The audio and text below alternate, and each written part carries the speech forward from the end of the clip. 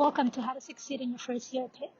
My name is Husna, and I'm serving as an FYM with the Office of New Student Programs here at the University of Pittsburgh to help new Panthers adjust to the transition into college. Today, I'm accompanied by a fellow FYM, and I'm just going to have her introduce herself. Hi everyone, my name is Arcadia. I'm a senior studying information science and computer science, and I serve also as an FYM for this year's team. Thank you to everyone that really listened to the first podcast in our series. We really hope that you were able to gain insight into the new world. I know we all did whenever we were recording the podcast and also now. With that being said, the next episode of this podcast, we're planning on going over some terms and ideas that we think are key to having an even better understanding of the topics that we discussed last time. So now, Husna, take it away. So to get started, we wanted to give some definition of the topic some definition of words on the topic we're going to discuss today. So the topic of today is microaggression and what they are and how we can recognize those microaggressions and why these microaggressions are damaging. So the definition of microaggressions are verbally or non-verbally expressed, often directly or indirectly, subtle or unintentional discrimination against members of marginalized racial or ethnic group, and prejudice or preconceived opinion or feeling, often negative or hostile towards a particular group or class of people. So Shumi, what is a microaggression you have heard in your day-to-day life? So microaggression that I've heard, not personally because I'm not black, but I have heard around my friends who are black, is that you don't sound black or you're so articulate. And I feel like this is something that isn't very racially sensitive, simply because you're kind of making it seem like a certain race has to act or speak a certain way. And this kind of goes along with the idea of that a certain race, if they speak a certain way, that means that they're kind of more fitting into that racial group. And I feel like that's very culturally insensitive. Also, I heard this quote not too long ago that says just because you have an accent does not mean you're uneducated. I think that this also relates to that because a lot of times people think that regardless of where you're from, if you have an accent or if you have some sort of different way of speaking or different pronunciation for certain words, that you are not as educated as the place that you're in. If like the place that you're in, native people speak it a little differently. Does that make sense? Do you know what I mean? Yeah. Yeah, I understand what you mean. I feel like the remark oftentimes is just the speaker is assuming that this particular person would be less articulate because of their race or ethnicity. And so we would suggest that instead of commenting on someone's articulation, you just commend them for their specific ideas or insights instead of, because we believe that commenting on how they speak is extremely unnecessary. So Husna, what racial microaggressions have you personally faced or have dealt with in your lifetime? For me, in my experience, I've had the phrase, "When I look at you, I don't see color," said to me so many times, I can't even keep count.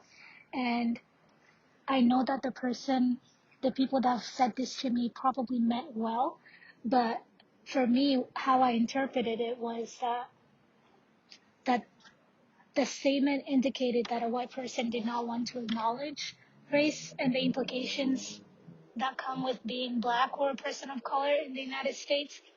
So, whether intentionally or unintentionally, if you say this to a person of color or a black person, you are denying a black person or a person of color's racial experiences, and it could also imply that you are choosing to ignore race as a factor because it either makes you more comfortable to do so. So I honestly believe that it's counterproductive, especially when we're trying to advance towards a more racially equal society. Yeah, no, and I completely agree with that. I feel like a lot of times, when it comes to really anything that people are trying to relate to another person, they might say something where they intend it to have they might have different intentions of what comes across. So I completely agree with that. And also, I would like to add, I think in general, it's just important to always acknowledge the person that you're talking to and their background, whether it's about race or it's about any sort of other things that person has gone through, because I feel like that is really what helps people relate to one another. So I know that sometimes whenever people say, oh, well, it doesn't matter what like religion or what race you are, yeah, well, it shouldn't matter in like the case, in like when it comes to being like being discriminatory. However, I do think it's still important to acknowledge, like, oh, well, the person I'm working with is of this descent, or is of this race, or of this religion, and so on and so forth. I agree. I also think that when it comes to religion specifically, that's part of who that person is, and so choosing to deny and choosing to not see either their race or religion, or acknowledge the fact that they exist within that person, is also another way of just not fully acknowledging their existence, and it can come off as incredibly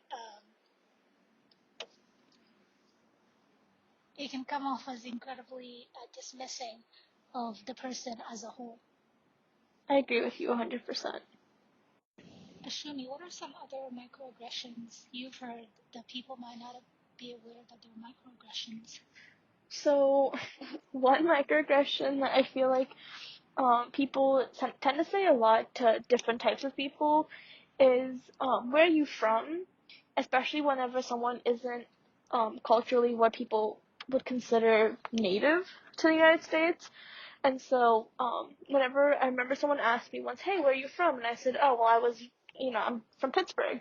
And they said, well, no, like, where are you actually from? And for me, I was born in India, so it was a little bit of a different situation where I could say that, yeah, I am from India, like, originally. However, I know one of my best friends, she was not born in India, she was born in the United States. And if she got a question like that, I feel like it would be very kind of dismissing to her, and kind of like, hey, well, what do you mean, where am I from? Like, I was born here, I was raised here. And so I feel if someone wants to know, like, where your heritage is, or, like, where you're from, I think it's a lot better to kind of ask, okay, like, cool, like, you're born in Pittsburgh, where, like, what, like, nationality are you, or what's your heritage, or, so on and so forth. I think there's different ways to ask, rather than saying, oh, well, where are you really from? Because that really can kind of, make someone feel like they don't belong where they're actually from. I know for someone like me, it wasn't that big of a deal at first, but then kind of like hearing it from another friend's point of view, I kind of understood where it can be a little bit dismissive. I agree. I also think that in a lot of ways, the question can imply that there's like a singular way to be or to look American. And like you were saying, it insinuates that this person doesn't belong in America either because of how they look or how they present themselves or how they speak.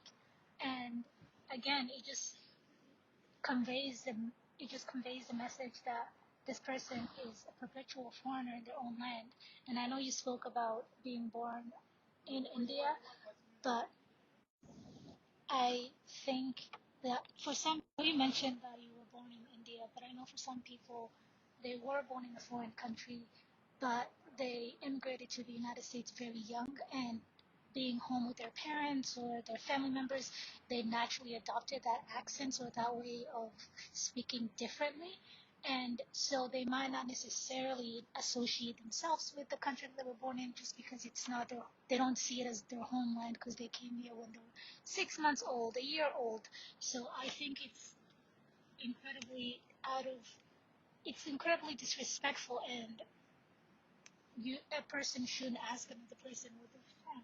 I think actually that if the person in question wants to discuss someone else's identity and like where they're from specifically, you just let that person bring it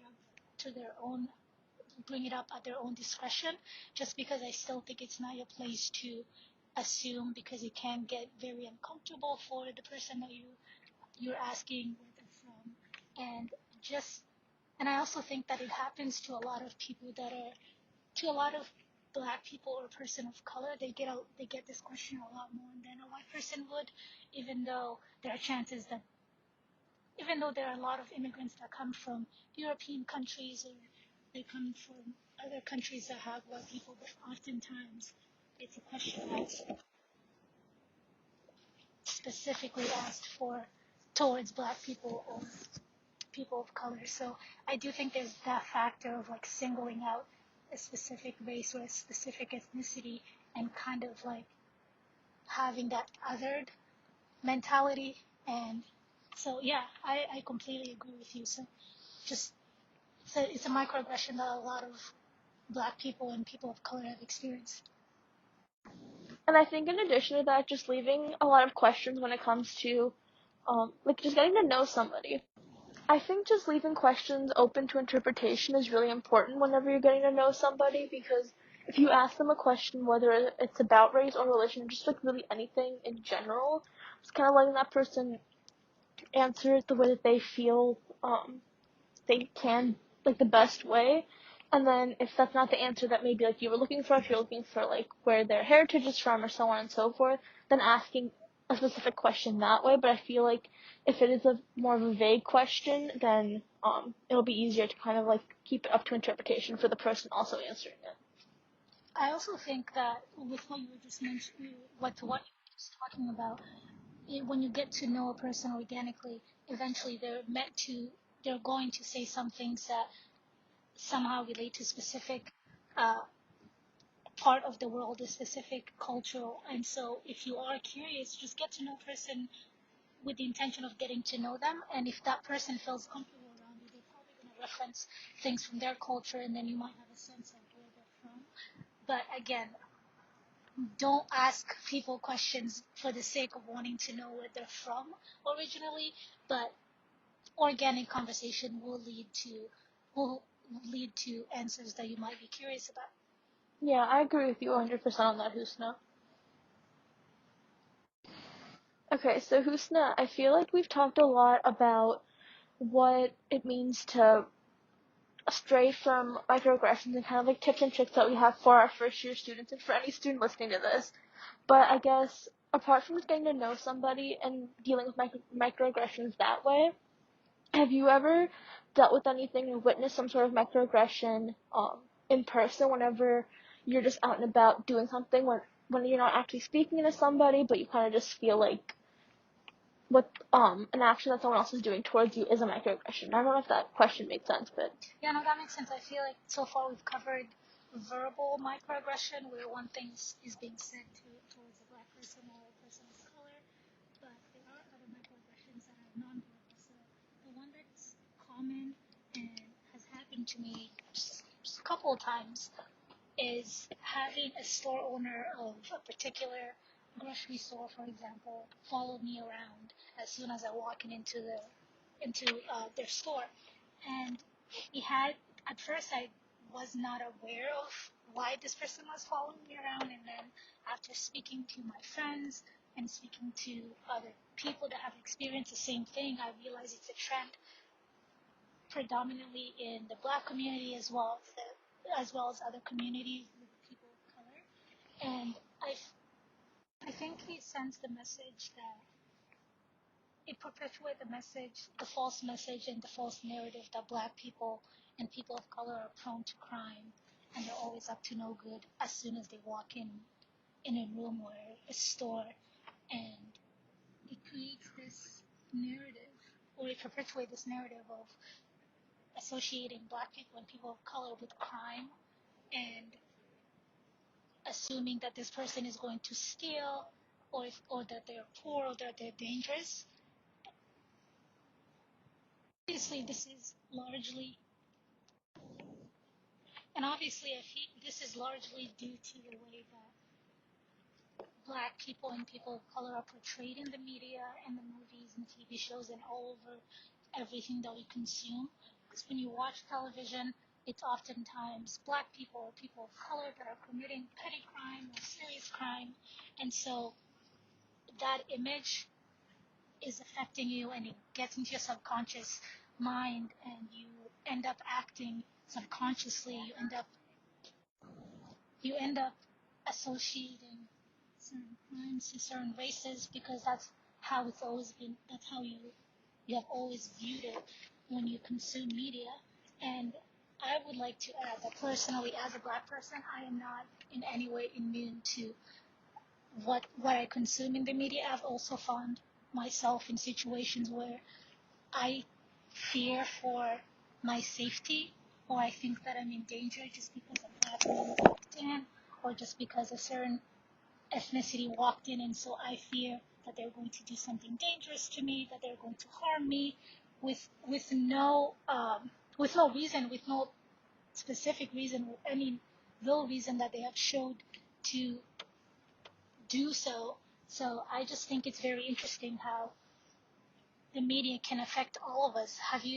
Shumi, have you ever seen that happening in your life? Have you, I guess, acted in a way that you didn't think you would have? Yeah, I know, absolutely. I feel like, regardless of, I'm gonna restart this, Mary Rose. No, I completely agree with you on that, Husna. I feel like, I most definitely have acted towards different people, different, like, races, different cultures, whatever you want to call it, from what I feel like I've seen in movies and what I've seen in, like, pop culture and media today, simply not intentionally, but because that's just the way a certain race or a certain whoever type of people is portrayed. So I feel like a lot of people tend to react that way towards a specific group, but it's not intentional a lot of the time. Yeah, precisely. I agree.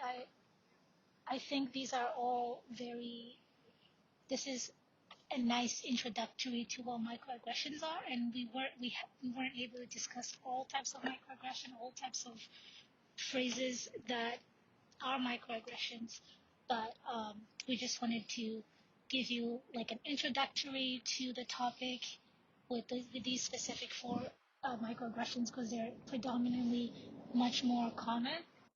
So with that said, we are concluding our episode. So yeah, like Husna said, this is going to be the end of this podcast. Thank you all so much for taking your time and listening to our podcast. Before we are completely done, we want to remind folks, everyone who's eligible to vote on Pitt's campus, and for those educating themselves about the election process, please consult the nonpartisan website pittvotes.turbovote.org. I'll repeat it. It's pittvotes.turboorg.com. This site provides Pitt students and other members of the community. Mary Rose, I'm going to re-say all of that because I kind of messed up. So, like Husna said, thank you all so much for listening to this podcast. Before we end here, we want to take a minute to remind folks, all eligible student voters. Thank you folks so much for listening to our podcast. Before we end here, we want to remind folks that eligible student voters and those educating themselves about the election process are encouraged to consult the nonpartisan website, pittvotes.turbovote.org. I'll repeat it for everyone in case you like writing it down. It's pittvotes, with an S, .turbovote.org. And this site is basically just to provide Pitt students and other members of the community with information about when elections are going to happen, and all of the information that everyone will need to vote while they are at Pitt. The site also provides election reminders, voter registration, and applications for absentee ballots and more. The Office of New Student Programs is not saying who to vote for by any. The Office of New Student Programs is not pledged to any candidate or anything like that, but we just want to remind all of our students to take some time and vote. And yeah, so thank you so much for again listening to our podcast, and we hope you have an awesome day. Thank you.